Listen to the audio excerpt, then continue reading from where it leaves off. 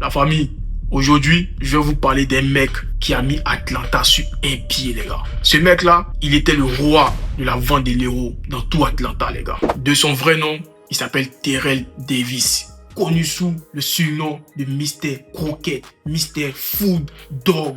Il est né à Atlanta, précisément dans le quartier Vieux-Bluff. C'est l'un des quartiers les plus, on va dire, les plus chauds et aussi les plus pauvres de l'Amérique, les gars. Rallo est un businessman devenu rappeur. Mais comment il s'est retrouvé dans le business et par la suite devenir rappeur, les gars? Imaginez-vous un peu, les gars. Faites-vous un peu le film dans la tête.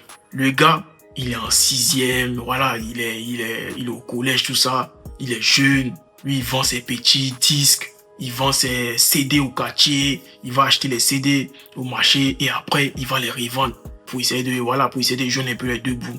Parce que niveau famille, ça va pas, sa maman, c'est un peu bizarre, tout ça. C'est comme ça, le gars, il vend un peu. Il vend des choses vraiment légales. Il vend pas n'importe quoi. Voilà, il vend des choses légales. Il achète ses petits trucs au marché. Il va revendre. Son épargne, ça faisait un truc de $1000 par là. Il a rassemblé son jeton. Il dit ça envoie un de ses amis. Il va chez son ami qui s'appelle Kiwan. Voilà, Kiwan Dosé. Il dit ça, on le voit tranquille. Pour se vanter un peu que ouais. Donc il arrive chez son gars. Ah ouais, mec. J'ai fait $1000, mon gars. Il a commencé à se vanter. Ah ouais, t'as fait $1000. Il dit ouais, j'ai fait $1000, mon gars. Je suis un vrai. J'ai fait $1000. Sauf que dans la même pièce, il y avait le beau-père de son ami qui était là. Il dit ah ouais, jeune, viens me voir là. T'as fait quoi? T'as fait $1000? Il dit ouais. Il prend les $1000. Il continue. Il dit ah ouais, t'as fait $1000. Sérieusement, t'as fait $1000? Il dit ouais, j'ai fait $1000. Sérieusement, il dit ouais, j'ai fait $1000. Le gars il regarde et le gars lui dit c'est rien. Le gars lui dit c'est rien. Il dit comment ça c'est rien? Il dit non, c'est rien. Tes $1000 c'est rien. Il dit ah ouais, c'est rien. Il dit ouais, c'est rien. Il dit sérieux? Il dit ouais, c'est rien. Et il dit au gars bon, suis-moi, je vais te montrer un truc aujourd'hui là, suis-moi. Puis il dit ok, il n'y a pas de souci, je te suis. C'est comme ça, le petit suit le gars. Le gars il le prend tac, il l'envoie sur le terrain. En moins de 3 heures, le gars lui montre $1000. Il dit voilà $1000. En fait, ils sont allés sur le terrain, le petit il voit, il observe, il voit qu'il y a des gens qui viennent payer des trucs. Avec le VP, ils s'en vont. Et en moins de, on va dire 2 heures, 3 heures, le gars lui montre $1000. Il dit, t'as vu, en moins de 3 heures, j'ai fait $1000. Et le petit est bousillé dans sa tête en même temps. Il est bousillé dans sa tête. Il dit, non, ça là, c'est que tu vends là. Il a vu, il va vendre ça aussi forcément. Il dit, forcément, lui va vendre ça là. Il a remué ciel et terre. Il s'est fatigué. Il a couru sur les parties au marché. Il a fait ça. Il s'est trop cassé la tête pour avoir $1000. Mais lui, son vieux père là, en moins de 3 heures, il a sorti $1000. Non, c'est impossible. Il va faire le même truc aussi. Donc, c'est comme ça. Il était avec le vieux père, tout ça, un peu. Il tournait un peu. Le vieux père lui montrait un peu le truc vite fait. Donc, il a dit non, là, lui, il va l'acheter sa première marchandise. Donc, il y a un de ces gars là qui l'a branché sur un plug. Genre, tu vois, il l'a branché sur un fournisseur. C'était une dame. Il a branché sur la dame, tout et tout. C'est la dame qui, voilà, qui le ravitaillait. Donc, il est parti voir la dame la première fois, il est arrivé là-bas. Il a dit à la dame, ouais, je veux tout ça. La dame dit, ok, Afoy, tu veux combien? Il a pris un lot de 500 et puis un lot de $750. Il est revenu au quartier, il a commencé à détailler, il a commencé à vendre. Sauf que c'est parti tellement vite que lui-même ne croyait pas. Il dit, ah bon, hein? C'est comme ça va vite, quoi. Ok. Il appelle la dame encore, il retourne chez la dame, il prend encore et encore. Mais le gars, il était conscient. Il s'est dit, non. Je vais chaque fois chez la dame, c'est un peu bizarre. En plus, lui-même, sa voiture qu'il prenait pour partir prendre sa marchandise, la voiture est chauffée. Il avait une vieille voiture, mon papa avait l'argent de façon là. Donc, la voiture chauffait tellement que il a appelé la dame que ouais, c'est chaud, je peux pas venir avec la voiture parce que la voiture chauffe, voilà. La dame lui dit, mais si ça chauffe, va réparer la voiture. Il dit, mais il va partir réparer ça où? C'est comme ça, il dit, bon, ok, attends, je t'envoie un contact. C'est un garage là, va le voir, il va réparer ça. Le petit dit, ok, à feuille. Il prend le contact, il appelle, il va à l'adresse directement. Arrivé là-bas, il voit que, ah ouais, il y a un vieux père qui est là, il est en train de causer avec les gars. Donc il arrive, il voit le gars, tout et tout, il cause un peu, il dit au gars, ouais, il y a mon véhicule qui est là, j'ai besoin de réparer le véhicule. Que je suis pressé, il doit partir livrer des choses, tu connais tout ça. Donc le gars lui dit, ah ouais, que tu as quoi là-bas, le gars, il dit, mais est-ce que tu sais que ta marchandise là, moi il peut te cuisiner ça propre. Il dit, ah ouais, parce qu'en fait, c'est comme, tu vas bien marmailler ça va devenir d'une manière, tu vas pouvoir bien faire ça. Le gars dit, ok, il n'y a pas de souci. Tiens, c'est comme ça, le gars, bien cuisiner son mouvement. Le gars lui passe le mouvement. Il prend, paf, il avance. Qu'il arrive, les gars ont kiffé des malades. Déjà, le gars là, c'est le chef même, le mécano qu'il était parti voir là. C'est le mécano là qui a le rendre super dangereux. Le mécano là, même lui-même, c'est le réseau en fait. Il dit, ok, paf, il va, il vient, il prend les marchandises et le gars, Les gars kiffent aussi dans les rues là-bas. Les gars kiffe à Bluff, partout à Atlanta, ça kiffe de moi, ça part de Ralo. Dans ça, il est venu, il a dit au vieux père, c'est comment? Le vieux père a dit, tiens, va. Et le vieux père lui a dit, petit, tu viens trop ici.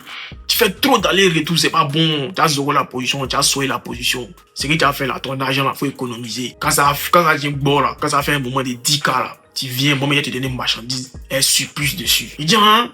Il dit, ouais. Il dit, il n'y a pas de là. Donc c'est quand il est parti économiser du quand il a eu jeton, bon jeton, il est venu voir le vieux père, il dit, vieux père, il est pour 10K. C'est quand le vieux père lui a donné 10 kilos de mouvement. Le père lui a donné, bon, ok, tiens, qu'il est arrivé quand lui-même il regarde la marchandise, il dit, ouais, ça c'est ma marchandise quoi, ça c'est mon way qui est là quoi. Il dit, ouais, depuis le jour là, son surnom est sorti en même temps, Mister Croquet, Mister Food Dog. Il a commencé à écouler, il a commencé à faire partie maintenant, paf, paf, paf. Ça vient lui, c'est les millions, c'est les 500 000 $. Ralo commence à grandir. Ralo commence à prendre de l'ampleur dans tout Atlanta. Qui connaît pas Ralo? Qui connaît pas Mister Food Dog? Et le gars, dites-vous que déjà c'est 21 ans où ses camarades sont en train de partir déposer les CV, sont en train de chercher alternance là. Lui, il a déjà touché millions de dollars. À 21 ans, le gars, il a déjà ça.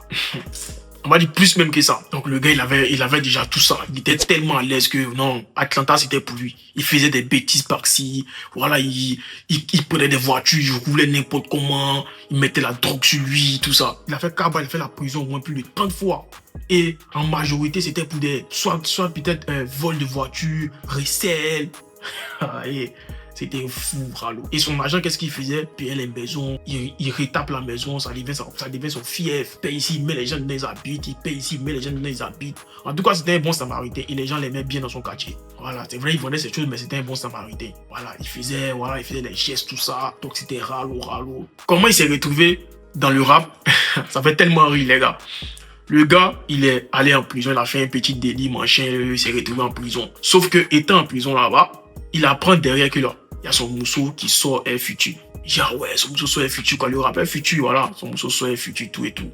Il dit, ah folie. Donc quand lui il sort du cabas, il a le jet, il appelle futur, il dit non, que lui fait fit un futur. Un gars qui n'a jamais chanté, hein. Attends, futur, tu es en ce moment. C'est comme moi, quand il me lève, il n'a jamais chanté, puis il dit, ah, il fait fit, il me rappelle, là. C'est un même way, quoi. Donc le gars, il s'élève, quoi, il a un jeton. Il dit, lui, il veut faire un fit un futur. Il a payé le jet cash. Je te dis à folle. Et il a fait exprès, il a fait ça juste parce que il sait que son mousseau a déjà dans un futur. Donc, pour faire mal au mousseau, il s'en fait fit avec le meilleur artiste de son mousseau. Juste pour que le mousseau n'a pas mal. C'est comme ça ils font le fit. Sauf que le fit aussi, ça tue. Quand le fit est sorti, ça tue. Lui-même il dit, ah bon, c'est que moi-même là, il peut chanter, hein. Et c'est comme ça là. Il est dans le monde des rap en même temps. Il a envoyé des feats avec Young Thug, avec Lil Baby, CV, tout ça. Il envoie des feats, ça cantonnait tout et tout. Voilà où les choses vont commencer à se mélanger pour lui. En fait, ça parlait beaucoup. Et puis, une fois les gars l'interrogeaient, il était dans une interview où les gars lui ont posé la question, ouais, si c'est mouvement, ses activités. Le gars, il s'en bat les couilles. Il a dit, ouais, voilà.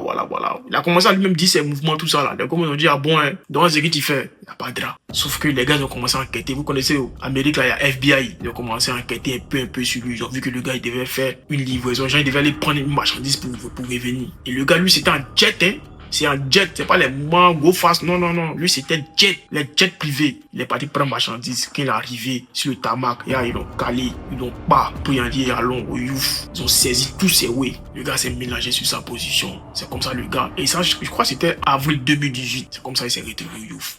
Mais étant là-bas, là, tu connais, vous savez, souvent, en prison, il y a les imams qui viennent vous voir ou bien les pasteurs qui viennent vous voir, tout ça. Donc le gars, il a commencé à embrasser l'islam, il s'est converti à l'islam, il a commencé à s'engager profondément même à l'islam. Et aujourd'hui là, je ne sais pas si elle vous dit, c'est comme on appelle les moraux même qui convertissent les gens là même. Bon, en tout cas, c'est un papa de l'islam, elle est là. Dans son quartier, les gars le respectent toujours. Donc là, qu'est-ce qu'il fait maintenant? Il vend plus la drogue. Au contraire, il aide les petits à travailler. Il essaie de créer un peu de l'emploi pour les jeunes. Aujourd'hui, le gars il s'est converti. Il est tranquille. Il vit avec sa femme sans problème. Lui-même, il dit, heureusement pour lui, il a arrêté ça. Parce que la drogue, c'est soit tu arrêtes ou c'est soit c'est une balle. Il invite tous les jeunes à travailler, à s'y ressaisir. Voilà comment Ralo est passé d'un simple petit vendeur de CD au grand food dog au grand mystère croquette de tout Atlanta pour se retrouver en prison et enfin redevenir un grand musulman, un grand croyant. Vous connaissez, c'était votre Big Will, votre Big Ishmael. On est ensemble les gars. Si tu aimes la vidéo, faut liker, faut t'abonner, famille. Tu connais.